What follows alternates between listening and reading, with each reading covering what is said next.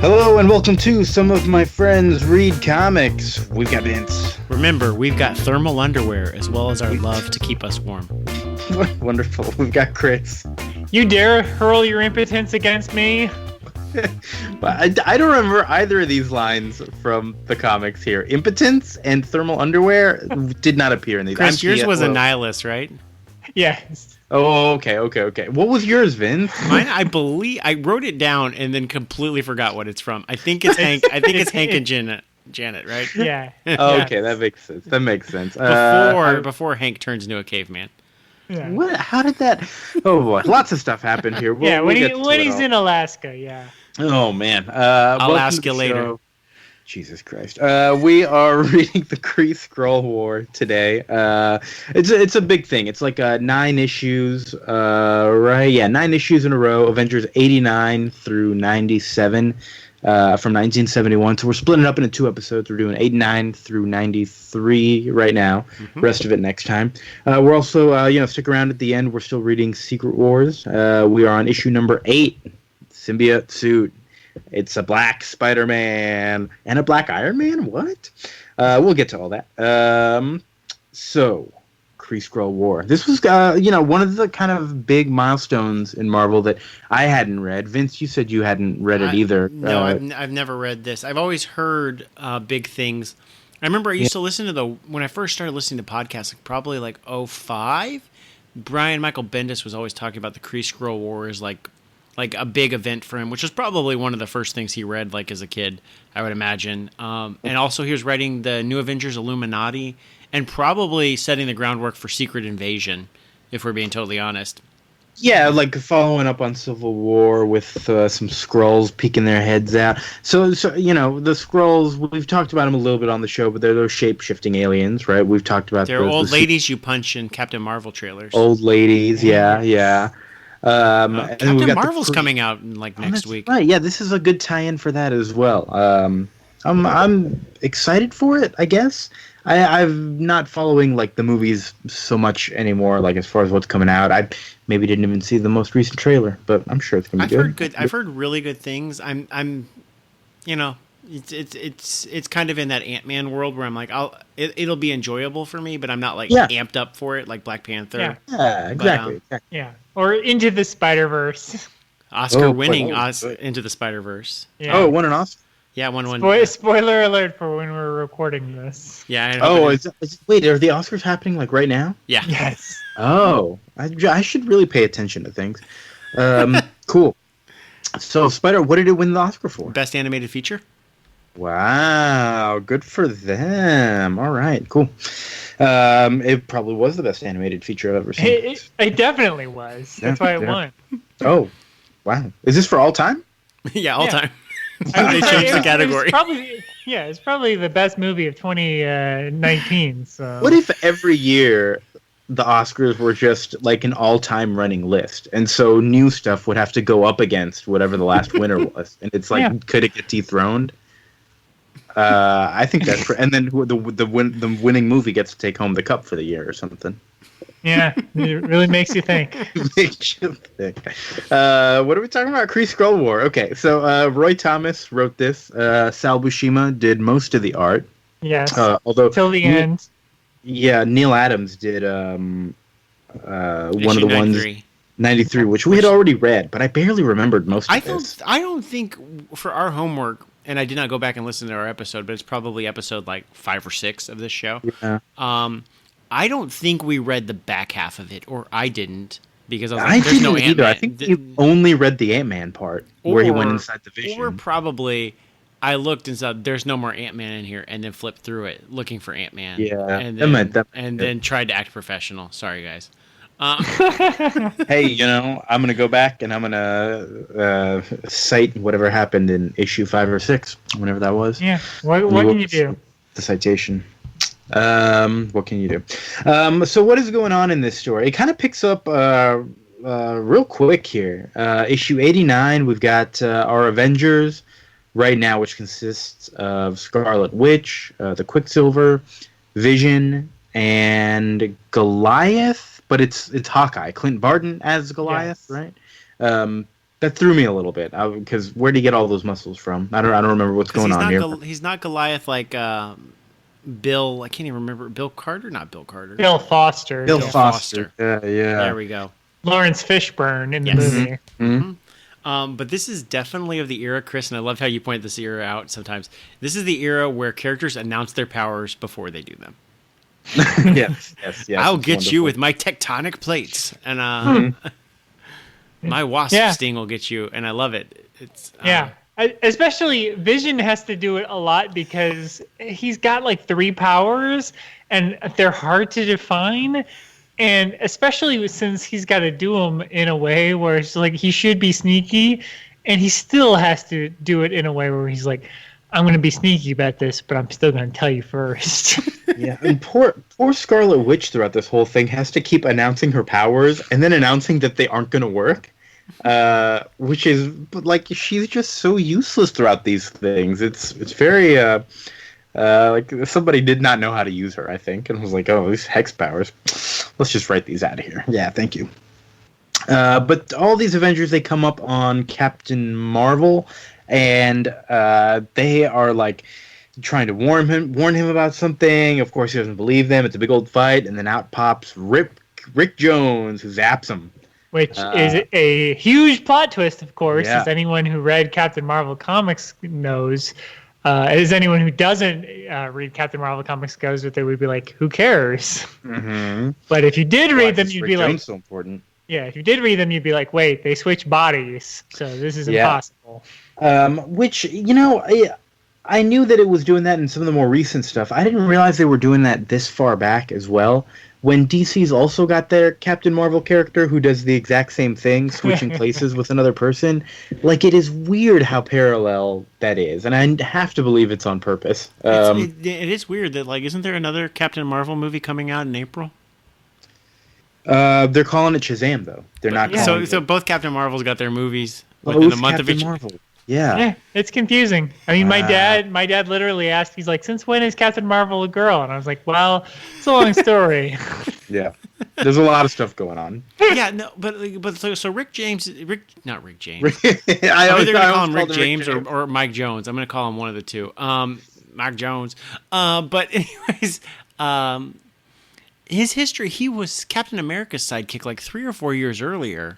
Mm-hmm. He's also related to like Hulk's sidekick. Yeah, he was that's during his Hulk's first appearance. In Hulk's origin, right? Isn't he saved by Hulk, or that's a retcon or something? Yeah, no, his first appearance is in a Hulk comic. Yeah, he's saved by the Hulk. Okay, and so then he was Captain America's sidekick in the I can't even remember Jim Steranko books, which are probably from like 67, 68. And so by 71, which we covered. Yeah, and so by 60, so 3 years later, by 71, he's now switching spots with Captain Marvel. But it's been established, right? So the relationship was very confusing to me here, and I don't think this book really explained a very good job of it until the next issue. Well, yeah, this book, really the first 2 issues feels like a lot of setup for all the different little plot threads that are coming together here. Because this, we've talked about their first big event with Secret Wars and everything. This feels almost more like the Fantastic Four annual. That's a terrible comparison because it's not, but just like getting a lot of different people involved in a story. It feels like this is the first time they tried to do it with like a longer thing that was going to be a little bit more far-reaching than what just one series had to offer. And so I think they were trying to maybe write it a little bit more carefully, do a lot of setup while still keeping it interesting. But it definitely felt weird these first couple of issues. Yeah, because and also when I hear like Marvel event, this is not what I'm thinking. And also, right. I'm kind of questioning, like, I don't know if I would package the whole Kree-Skrull War with these. And my original thesis was like, this is completely different. This is not what I expected. But the first 3 issues, if we just get out of the way, is them fighting a robot Sentry Kree dude and running the Accuser, which doesn't feel like part of the event proper. Well, I'm almost glad we split it up because really this whole first 5 issues doesn't feel like the event proper. It feels like a lot of the road to Civil War. Like, I would call this the road to the Kree-Skrull War, like all those leading up comic events things they always do. Yeah. Only the last issue we read are we really like in it. Where you're like, oh, okay.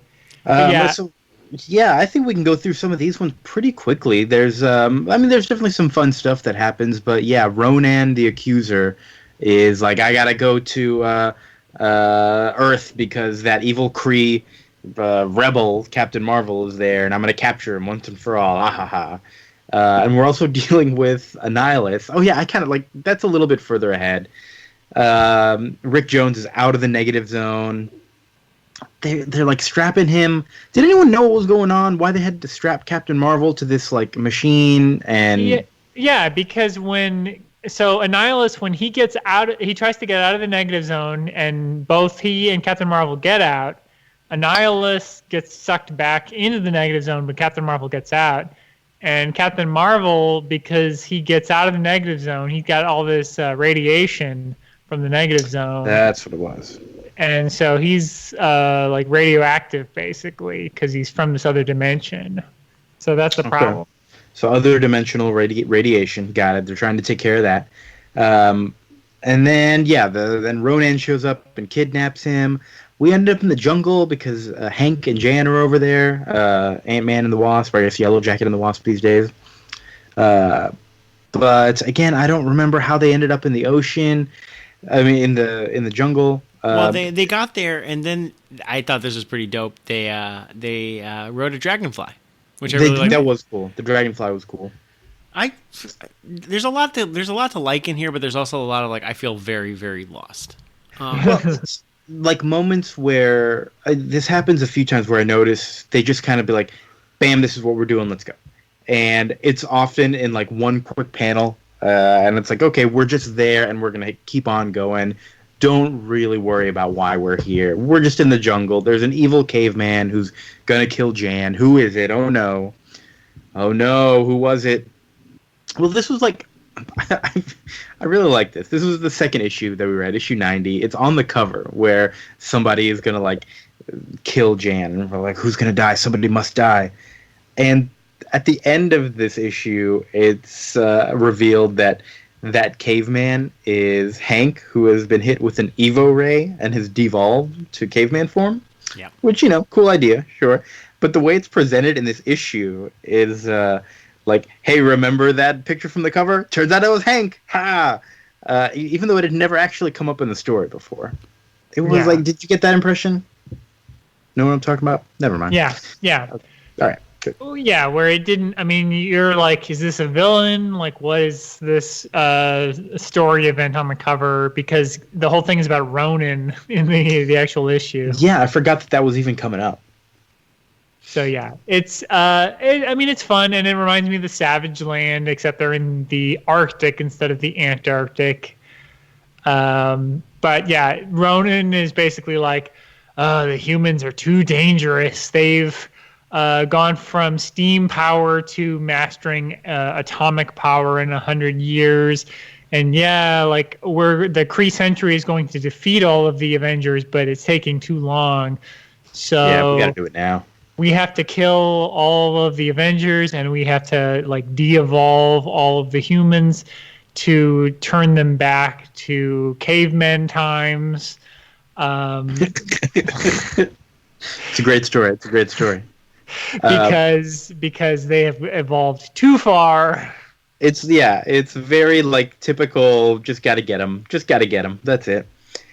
And then Vision and Scarlet Witch, yes. they get captured. That's the best part of this whole thing. Yes. Yes. And then Scarlet Witch is like, Vision, I was worried you were hurt, and he's like, no, I'm fine.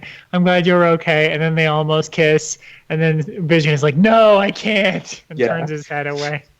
But Ronan, the next panel, Ronan is just fucking all about this drama. Like the look on his face is just like they're in love. Holy shit, this is better than I could have imagined. Like, that's my panel of the week right there. Yeah, he's just guffawing. He's just like, this is the funniest thing. This robot and this mutant are in love. This is hilarious to me. This issue also is notable because Carol Danvers makes her first appearance. Not ever, but definitely for this arc. Carol Danvers is not Captain Marvel at this point. I don't know if we made that clear. Captain Marvel. We're talking about the Man Kree. Oh, yeah. We did not make any of that clear. There have been so many Captain Marvels, and we did not even try to explain it. So there's... Okay, so... So we're talking about the first Captain Marvel that was in the Marvel universe. None of the Shazam shit. That's DC, right? Yes, and not Brie Larson from the movie. Right, not Brie Larson. That's way more modern. We are dealing with an alien of the Kree race who also got trapped in the negative zone and would switch places. And the Kree are is Yondu from the Guardians of the Galaxy movies also a Kree? Yeah, the blue people, but they're not all blue. If you watch Agents of S.H.I.E.L.D., there's a lot of them. And Ronan was in the first Guardians movie too. Yes, he's the bad guy. He's actually Ronan's in the Captain Marvel movie because it takes place in the 90s. So Samuel L. Jackson and Phil Coulson are in it too. So rad. Yeah. So I mean those characters might be somewhat familiar to people, and I think Jude Law is probably going to be a Kree in this movie as well. We'll see. Yeah, we've heard that he might be this Captain Marvel, maybe. Maybe. Maybe. We covered Death of Captain Marvel 2 Januaries ago as part of our Death Month. This particular Captain Marvel, but Carol Danvers, who is the Captain Marvel of the movie, makes her appearance. Just to further confuse you, or maybe not confuse you. Well, she shows up and says, "Hey, I need you two to help me give a report." And they say, "Nah, we're out here." Yeah, they do help her, but then they're like, "We got to get out of here." Yeah. While everyone is kidnapped, Quicksilver runs in, and I think another line I really enjoyed was "Sweep the chamber with arcs of death." He orders his robot to do. They get all free and everything. But then the fighting is going to continue. But Ronan gets a transmission from the Kree that the Skrulls are attacking. We're at war. Oh no! And he says, "Oh shit, I got to get back there." That was really cool. I like that. I mean, because I knew the Kree-Skrull Wars. I'm like, there's no goddamn Skrulls in this. What's going on? It doesn't even feel like a Kree war. It just feels like the Kree are doing some bullshit. Okay, I don't really care. And then meanwhile, and so you cut a panel of the Skrulls just fucking up the Kree homeworld.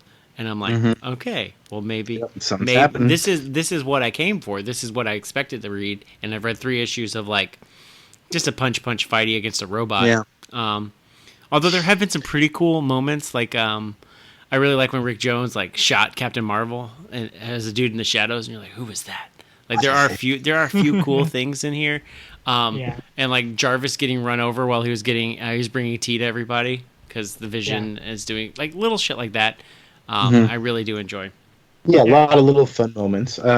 Vision wearing his sweater in the next issue. Oh, issue 4 from the beginning. I'm like, I honestly if we weren't doing this in 2 parts and we were doing 6 issues, I would have started with this issue. This is a good issue. Because this is good, but Vision playing. I wanted to talk about Vision playing chess. Go ahead. Vision playing chess in a sweater, fucking works. It's just a great image. It's just that's almost my panel of the week because it's really good. It's really good. I do also want to mention that at the end of that last issue, Ant-Man Hank Pym, not Ant-Man, says, I should not go out into the field anymore because look what happened. I went out in the field and I got devolved into a caveman and almost killed my wife. So I am going to go ahead and quit the Avengers. I'm out of here. I'm going to stick to the lab. And then Jan says, "Oh, well, I guess that means I'm quitting too. Bye, guys." Yeah, I'm sure that'll stick. I really wish we had talked about this beforehand, before you made a proclamation, and now I have to stick with you or undermine you. So cool. Yep. Thanks. Mm-hmm.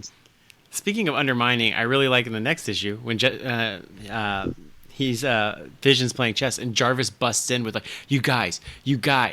And he's like, "Oh, sorry, Wanda. I didn't realize you'd be here also." Okay. And Wanda's like, "Are you just gonna talk about baseball? Because that's stupid." I'm like, she's trying to go out shopping. She really undercut the boys' club mentality of the Avengers, and I was like, "Okay, Wanda, you're cool." And this is also what I like about the Avengers. Everybody's in their street clothes, which is a thing I think about with the X-Men a lot too. Is everybody's wearing street clothes. I was thinking about this for Secret Wars later because they've been on that other planet for how long, and they're all secret identities. Yeah, it's been weeks. They've been wearing their suits like for a while now. Yeah, I mean, like they're just revealing that. I guess it's probably Rhodey in the Iron Man suit, which I didn't. Yeah. I didn't pick up I on. didn't realize. Yeah. Which I was thinking. We'll get there. We'll get there. When people in costumes like that, I was thinking about. I'll just take a break. Teen Titans and Teen Titans Go. Is that Dick Grayson or Tim Drake? Because Teen Titans Go never makes it clear to me of the episodes I've seen. It's supposed to be Dick Grayson, but I don't think they ever make it clear. Okay. I feel like they have made it clear because at one point I realized, like, okay, it's that one, but I don't. It's really not important. It's just not important, but I'm also like, yeah, they're always in costume. Like, I have no idea which Robin that is. In my limited watching of that show. Honestly, if they took their masks off, I probably wouldn't notice it. So yeah, they're out of costume. Scarlet Witch is like ready to go out on the town, but yeah, then Jarvis is like, yeah, those lab techs that you swore to secrecy that you saved from turning into cavemen. They went to the National Enquirer and said that you were hiding out with Captain Marvel and that he's an alien. And there's like this panic is breaking out. And there's then like secret alien spy panic. Well, Clint Barton shows up. He's like, "Why is everybody so worried? Is Tony Stark hit us up for rent again, or what?" It's a good joke. It's like, and then there's like a total McCarthyism thing happening here. Mixed with totally McCarthyism of like, there's aliens among us and people are defending them, and then a little bit of like Civil War, like y'all got to give up Bucky. From like the Captain America Civil War movie, and we're like, we're not gonna give up Captain Marvel. He's our friend, and y'all don't understand. And I'm sure if I was 8, I'd be like, man, the government and the public suck. They don't understand that Captain Marvel's actually a good guy. How do they not understand? Carol Danvers shows up in a helicopter, and she's falling on Avengers Mansions for some reason. Like, she can't just get in there. There's like crowds of people outside, but she's there to offer Captain Marvel a safe place to hide out for a little while. But they're like talking about it, like, do we hide him out? Do we say we've got nothing to hide and take him for questioning? This was really weird. Goliath, I think, said, "Hey, we should just like turn him in, and it's okay because we got nothing to hide." And Vision was like, "That's the stupidest idea. Don't you see what that's going to lead to? That's going to lead to them rounding up robots next, and rounding up this next, and rounding up that next. When's it going to stop, man?" Vision's playing the long game. He's a robot. I'm sorry, he's an android. I'm sorry. First they came for the Kree, and I said nothing. And then they came for the androids. And I said nothing. Yep. And then they came for the people who shrink. There was no one left to defend me. Yep. So they go to this hearing. Even though Captain Marvel hides out. So they successfully like escape, and then Nick Fury lets them escape, and of course the McCarthy guy is like, Nick Fury, you let that happen. You let that guy escape. I also want to establish Nick Fury in his first panel does not have an eye patch. Yeah, he's really off model. I was like, Kree-Skrull? Even the Shield logo looked wrong. Yeah, like Nick Fury rolls up though, and he's got no eye patch, and I'm like, oh, I guess right now Nick Fury doesn't have an eye patch for whatever fucking reason, but okay, I'm rolling with it. And then like the next panel on the next page, he does have an eye patch, and I'm like, what the fuck? Like, and it's not that hard to like redraw as an inker. Like, just draw a little eye patch over that. It's one panel. Oh, little do you know how much detail goes into an eye patch. Like the next page, they're like, "Oh well, we obviously fucked up. Should we go back? No, don't worry about it." Yep. We're doing it live. So this hearing is happening. Those 3 techs are talking shit about them. Like, they saved us, but hanging out with an alien. Who could trust these people? The Fantastic Four are there. The Thing is a real asshole to them. Like, what is going on, Thing? Why are you being so mean? The panel where Vision like launches himself in the courtroom at the Thing also may be my panel of the week. That was a really good. Like, where's Goliath? You mean? Oh, is it that? Okay, yeah. I'm sorry. It is him. When you look at it when it's like side split on Marvel Unlimited, it kind of looks like Vision also might be jumping. But either way, it's pretty amazing. You're right. Yeah, and Thing is like, let him go. I haven't beaten up a giant in a couple of days. So after all that, they're home, hanging out when guess who shows up? Oh, go ahead. I do like to the McCarthy analog guy like swears in the Vision, and after he swears him in, he's like, even though I just swore you in, you're a robot who can be programmed to swear anything. I don't even have any questions for you. You're useless to me. It's like, why did you even call him? Yeah, why'd you invite him? Yeah, Chris, tell us more about how lawyers do and do not call. Wait a minute. How many androids have you represented, and will you break attorney-client privilege because they're not real clients, they're androids, and so they don't have privileges? Yeah, it's just like, why would you even bring him to the courtroom then? So, at the end of this issue, they're all at home, hanging out, being like, well, that sucked. And then Iron Man, Captain America, and Thor show up. Captain America says, hey, what is this? This isn't how the Avengers operate. We follow the law, and that was not cool. So I'm here to say there are no more Avengers. You're disbanded. Boom. I was actually like really mad at this. I was like, Captain America would not be the narc Boy Scout. This is a gross misinterpretation of Captain America's character. He would not be the one. He's the one who like goes for what's just over what's written in the laws, in the bylaws. Like, I would think Captain America would not do this. I was mad. Like, I'm writing notes like, this guy misunderstands Captain America. This fucking bullshit. And we'll figure out later. But I was mad. Well, we find out in the next issue, of course. Yeah, but then I'm like mad because like the covers for this series have been epic because they're all like quote bubble covers where they want to say things. And this one, Thor does the firing. Which I'm like, yes. Like, why isn't Thor doing the firing and then Captain America does in the actual issue? This is bullshit. Like, this is even worse. Nothing lines up. But also, and I'm also like bothered because this, as well as Secret Wars 8, they save their cover image for the last panel of the book, which bothers me. Yeah, it's like the cliffhanger. The cliffhanger is on the cover every time. Yeah. Like, that bothers me. But also, it's a great cover. Like, I want to read. They're like, oh, we've got the Avengers team, but then the original Avengers show up and like, you guys suck. You're all fired. I'm like, oh, I want to read this. I definitely want to read this. Yeah, you really get all of that on that cover. It's very, Like, this is a book that if I had have read this in 1971, like I would have angrily like written a letter and been like, Roy Thomas, like you've gone too far. Like Captain America would never do this. Oh man.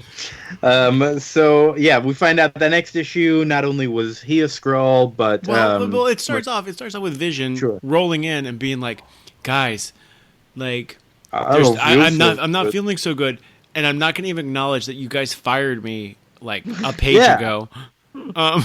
Like, how is Vision? Why is Vision going back to the Avengers? I'm bothered by this. I'm bothered. Well, he's broken. He's all broke up. All he can do is remember. And we have read this part. We have read this, but without the context that they just. I also want to mention again. Neil Adams did the art for this one. Big difference. Sal Buscema's art is good for that style of what they were doing, but boy, I love Neil Adams in this. That big old spread of the Vision line there with Ant-Man about to like hop in. Yeah, we talked about it last time, but it's great. I think Neil Adams tends to do a lot more photo reference. Like I think he did like Tony Harris who did Starman. He took pictures of all of his poses, so everybody just has like bigger musculature and the angles are different than what you usually see in a traditional comic book. Yeah, for better or for worse, but I think it like works really well. And Neil Adams is traditionally a Batman artist or a DC artist, right, Chris? Yeah, I mean that's what he had been doing prior to this. Is he had done Green Arrow, Green Lantern? Oh, that's Batman. When he cares about the Green Man, but not the Black Man, right? Yeah, and Batman. Yeah, he did Birth of the Demon, I believe, but I get him and Denny O'Neil confused just because of the Neil part. But Neil part. Neil part is not Neil Peart, not Neil Peart. Okay. So. After Vision gets rejuvenated, but in a really cool series of stuff, a very pulpy kind of look to it, with Ant-Man just kind of getting in there, having a little sci-fi adventure inside of Vision. Good stuff. But we get a little backstory on how Vision came to be like that. All the other Avengers, Quicksilver, Scarlet Witch, they got fired, and so they said, okay, I guess we're hitting the road or something. They ended up running into those Skrull cows that we were talking about in the last episode from way back in, was that the first issue of Fantastic Four? Yeah, Fantastic Four issues. 2. Sorry. Where they got brainwashed by Reed Richards into thinking they're cows, but we find out that they are not cows anymore because some Skrull brainwave thing healed them. Well, right before that, we also like Vision wakes up and he was like, "Why are you guys like cool with me? Like y'all just fired me like a couple pages ago." Yeah. And he's like, "No, we didn't. I'm Captain America. That sounds like a gross mischaracterization of me. I would not fire you for this." And then I'm like, "Oh shit, y'all got me. You motherfuckers got me." In a book that I know is the Kree-Skrull War with shapeshifters, you motherfuckers got me. Like, I can't believe they really got you, man. they got me good. I was mad. I'm glad. I loved it. I was like, good. You guys, perfect. Y'all did it. I love it. Good job, Roy Thomas. Yeah. And then Iron Man has to like pull out the letter being like, oh, this might explain this, and then has a letter that's like team meeting at 1800 hours to disband Avengers. Yeah, and like Jarvis like quit because he says, "Hey, how could you break up the Avengers? I quit." Which should have been a good clue. So who took the minutes? Did the Skrulls take the minutes of that meeting? Whoa. I love it. They still filed all the paperwork to disband the Avengers. Got to make it look official, right? I love it.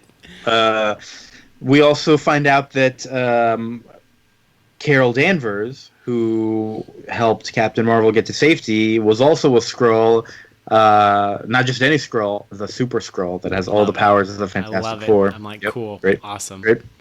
Perfect. Yes. Which Rick Jones kind of knew about. He didn't really know, but he kind of had a clue about in the last issue. He had a dream that when Carol Danvers was luring Captain Marvel into a trap and ran out of the hearing, and then it's confirmed that it was a trap. There's also a part at the beginning where Reed Richards follows up on something because Sue had a dream. And I'm wondering if dreams are going to end up playing a bigger part of this. Why is everybody having some premonitions in their dreams? What's going on here? I guess we'll find out in the next set. Did anything else happen here? That's the last of my notes. I can't really remember if anything in particular happened at the end of all this. It was all just a lot of fighting, and I think we're ready for more fighting in the next one. I'm on board though. I'm on board to see what's going on next. It was a lot of setup, but it was all like a fun, entertaining setup. A little quick at times, a little hard to follow towards the beginning, but like just really fun. Yeah. Yeah. And it's really, I think it's a very unexpected for being like a 8-part or 9-part crossover called the Kree-Skrull War. I think Roy Thomas does a good job of keeping you on your toes. Yeah. It's not like, like part 1, like 500 years ago, the Kree and Skrull started a war that began on planet Krupfer. It's not how. That's not how it begins. Yeah, and I wouldn't have wanted that. It does feel like, especially comics back then, were very like much more one and done, and these still feel like one and dones with a continuing story to it, which I like. Yeah, like every issue stands on its own to a certain extent, but every issue kind of leads you in where you're like, oh shit, there's more. Like. Mm-hmm. It's leading you. You're pulling a thread where you're like, like there's more story to this. Where like now I kind of need to figure out what the rest of the story is. Yeah. Like I think it's a really well plotted story, and I think Roy Thomas does a really good job of one like pulling in a lot of different story elements from other continuity. Like this is a really dense story for what it is. And I think it's well paced too, considering how much stuff happens. And there's a lot of fights, like we've talked about. but it's not just fights. I think that they do a good job of finding downtime and character moments as well. So I really like this. Mm-hmm. I agree with all that. Vince, any other thoughts? No, I mean, I think that we probably didn't need to read the first 3 issues, but other than that, like, All right. I'm on board. Like these last 2 issues, if we had started with these issues 92 and 93, I'd be on board. I love it. I'm really I think they help get the flavor, but I mean, they're not essential. Mm-hmm. So I guess it's time for our recurring segment. Are you going to keep reading? And we have to. Well, We're obligated. Okay, sure. Doesn't work this time. All right, so I guess we'll jump on over to Secret Wars 8 with that wonderful new Spider-Man suit on the cover. I took very few notes for this whole thing. The good guys are heading out to save She-Hulk, and Enchantress is drunk, and Tony Stark is black. And I think those are all my notes. Yeah, speaking of long fights... It was a big old fighting issue. Lots and lots of fighting happened.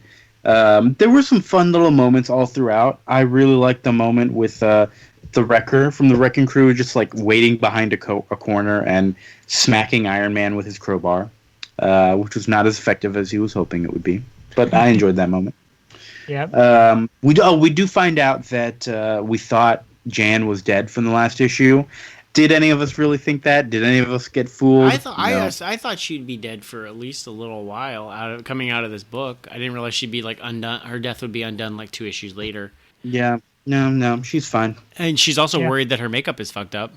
Oh yeah, that was weird. That was just like end it with a little joke of like, oh, I don't look good enough. Boy.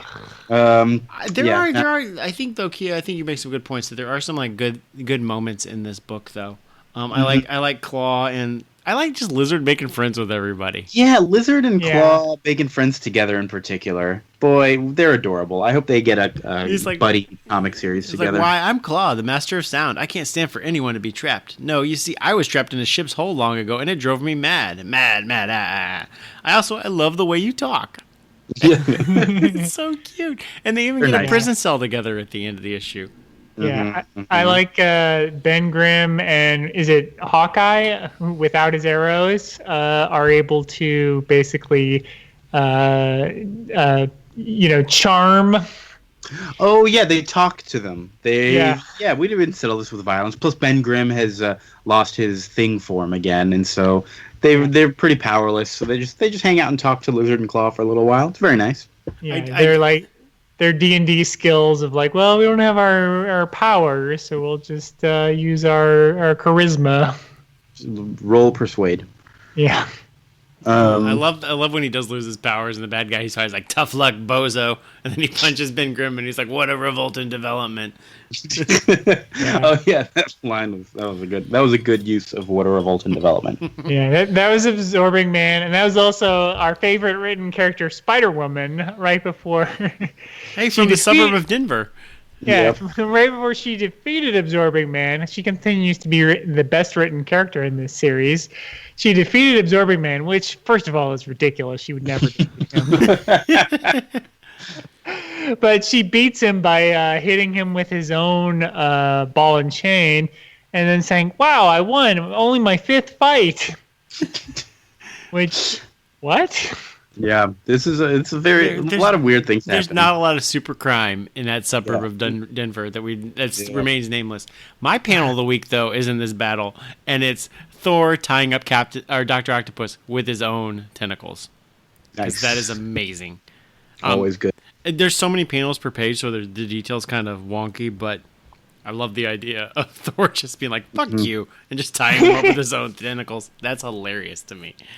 There are some cool panels. I like Spider-Man basically saying when Titania, however you say her name, complaining about how she used to get bullied or whatever, and Spider-Man being like, well, you're the bully, like you are a classic case, and then throwing her out a window. Yeah, and it cuts to like a wide shot outside of the building, and it's just like the little like line of like whoop, which is like a little hole in the building of her flying out of it. I love it.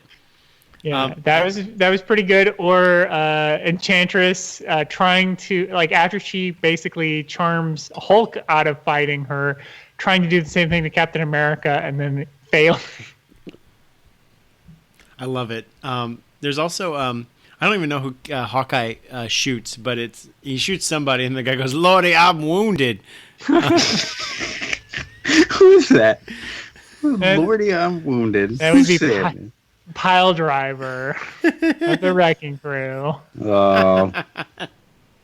There's a lot to love here, but also I'm simultaneously like, why haven't the plot has not really like changed that much? Like, you know, wait till you get to the end of this issue. All the plot changes. Yeah, I was gonna say. Also, isn't it over? Everybody's done. Yeah, I don't know what's planning to happen in this. I've read this before, and I have no idea where this story is going. Like, how is there 4 more issues or 9? Well, I'll tell you what happens. The very last panel on this book is Professor X's head communicating with everybody, saying, "Captain America, come at once. It has begun. Galactus is devouring the planet." To be continued. Yeah, that's not going to take 4 issues no. unless he's a very slow eater. Yeah, I mean, have you read this, Chris? No. Okay, because I probably shouldn't spoil stuff, but the Beyonders got to figure into this shit at some point, right? Like he was mentioned in the first issue. I don't remember how, and I just know. He comes back. Like no one's talked about the Beyonder for issues at all. Mm-hmm. We also got to mention Black Suit Spider-Man because there's apparently a machine in this base that just heals your costumes or makes you new costumes. Thor got a new cape, looking pretty good. And they say, just go wish into that machine, it'll make it for you. And I don't. Does Spider-Man go to the wrong machine? Is there something? Is the symbiote like in the machine? They're in Doom Base. They've taken over Doom Base. Oh, I didn't realize they were in Doom Base. Yeah, I missed that. Okay, and I don't know if that helps or doesn't answer your question or does. Not at all. But he like puts on this like, you're getting your hair done and it's like those domes that go over your head. He puts it on and he wishes for his costume, and this black ball drops out and it like covers his arm and it turns into the whole black suit. And he says, "Well, that's not what I was thinking of." It eats his other suit. It says. Yeah, it dissolves the other one. Weird. I feel like you would want to immediately take that suit off if it dissolved your other costume, Ew, no. Ew, but it doesn't do like the cool, effects of like Spider-Man 3, where it's got like the kind of like webby kind of like grossness of goop of the Venom costume. Yeah. It doesn't develop that until later because we don't really know what it is right now. Yeah, it doesn't romance him. It's not doing that. It just appears. It doesn't even have like the kind of like liquidiness. Yeah. Right. Yeah. It doesn't have what we're used to, which I don't think probably appears till McFarlane Larson era. Right. He's like, maybe I saw that new Spider-Woman and I kind of copied her costume. I hope she's cool with it. And that's pretty much it. So I enjoyed reading this again, even though very little happened. It was just kind of like fun little bits and pieces here and there.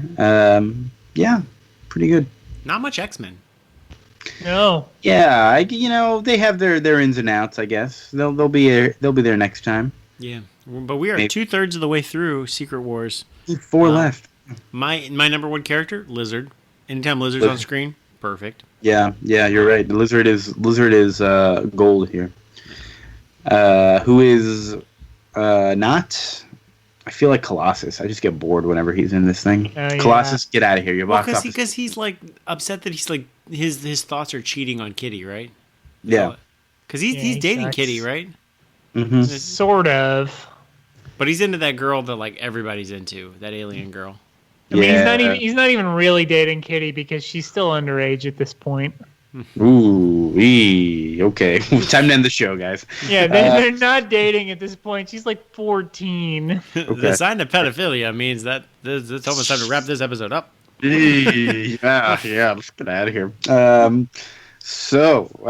Thank you for joining us. Is there anything else we need to talk about? You guys have a new Your Stupid Minds coming out? I did want to share a personal anecdote because I have actually bought this comic in the wild. I've actually bought this at a garage sale. Secret Wars #8, actually all of Secret Wars. I think I might have it too. Yeah. But this comic specifically, because it's pretty rare and valuable as far as comics go. But I just found it at a yard sale, and I was like, "Oh yeah, okay, I'll buy it." And I just found it, in like a 50 cents comics, Nice. Just buy a stack kind of deal. I was like, "Yeah, okay, I'll buy 20 comics for $10 kind of deal." And then I sold that one for a lot more than I paid, and then I think I sold the rest of them later for whatever, not very much, 25 cents each or whatever. But it was all a means to an end of not feeling guilty about the fact that it was all to just get that one. Great. I'm very proud of you. This is why comic book collecting works. That they will always be worth more.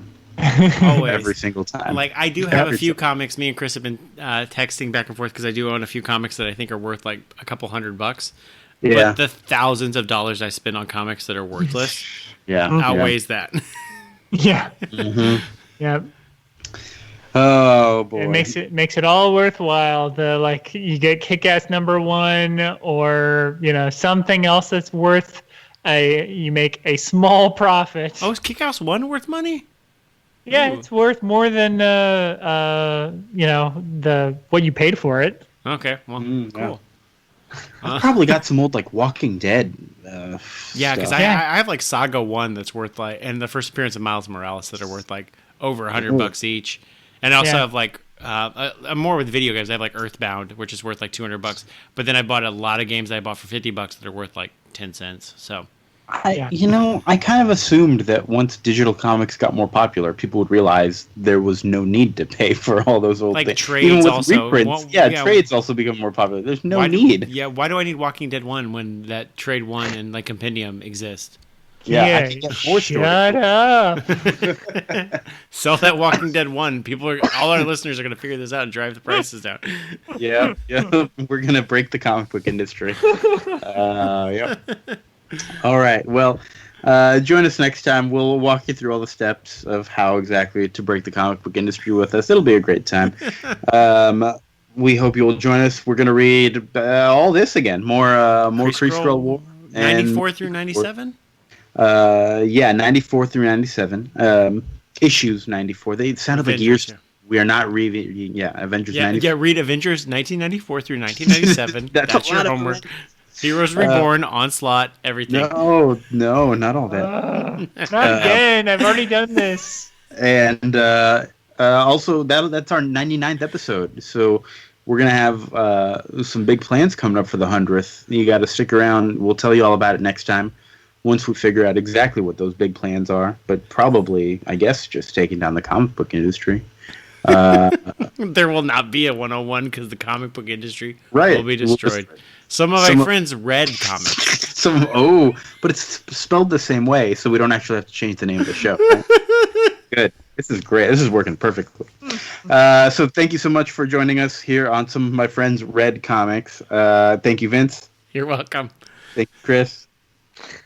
You're welcome. Okay, thank you. All right, we're out of here. Good night. See you next time.